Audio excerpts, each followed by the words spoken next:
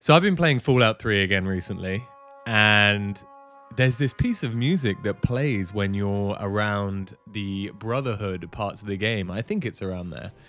It's kind of like a lone trumpet, and it's a little bit military sounding, and it reminded me of that intro music that plays when you go to the main menu of Rainbow Six Vegas 2. Back when seeing that Ubisoft logo, that intro splash screen that they used to have, meant that you were in for a really good time. So I was originally going to make a video reminiscing on Rainbow Six, but I realized there really wasn't much meat to that video other than I really love that game and just reminiscing about it. So then I started thinking about what I just said, back when the Ubisoft logo meant something more. And then I was going to make a video talking about Ubisoft and what went wrong with them. And maybe that is a video for another day, but that's not what I want these videos to be. I want these videos to be about the games and memories surrounding them that shaped me and who I am today.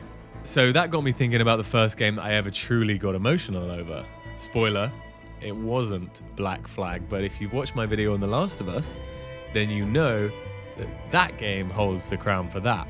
The Last of Us opened that door for me to actually be moved by games in that way.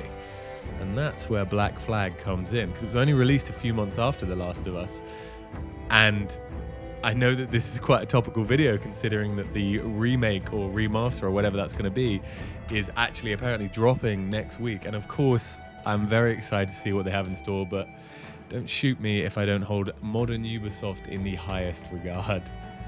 So, Black Flag, where do I begin? There's a video on this channel that I made years ago, and watching it back, I can see it's a little bit rough around the edges, but it is made from that pure love that I had for this game. I think I just kind of want to make this video me talking about this gem of a game, because I do see a lot of praise for it online. All across Reddit and other little corners of the internet, I do see people, giving it its due. But it's not quite in the way that maybe I would frame it. So I think I want to talk a bit about that. Most of the praise that I see for Black Flag comes down to how it's not necessarily the best Assassin's Creed game, but it is an excellent pirate game. And I do agree with that. But the thing that I never really see people talking about is the depth and quality of the actual story. Obviously, ignoring that stupid, silly office part where you're pulled out of the Animus and you got to walk around that French building or whatever. Lame. The story to Black Flag is exceptional. It was like Red Dead Redemption 2 before Red Dead Redemption 2. Edward, oh my sweet Edward Kenway. His obsession with going to the new world and making something of himself and leaving his sweetheart Caroline behind, and those abstract cerebral flashback sequences of him before he left, into this beautiful sweeping epic of a pirate story where he slowly loses his friends, his crew, one by one. Oh man, what a game. I will never forget how moving that ending was, with the passing glass playing. And he looks over at that table and sees all of his lost friends. And it was just that story that moved me enough to make that video. I remember I was so obsessed with Edward as a protagonist that after reading how he ended up dying, how his story ended, I think it was in some kind of comic or novel, I can't really remember, but basically from what I read, two thieves broke into his house when he'd moved to London and murdered him. And I was so upset with that's how his story ended that I went to Reddit and complained about it. I remember I went on r/Assassin's Creed and I wrote up a big post saying, this doesn't feel like a fitting ending for our guy. Nowadays, now I'm a bit older, I can see maybe it's a bit of his pirate lifestyle kind of catching up to him or whatever, or maybe it's a poetic ending for such a legendary swashbuckler to kind of go down like that. But anyway, the story was just so good, and the world, I haven't even touched on the actual gameplay and the game mechanics.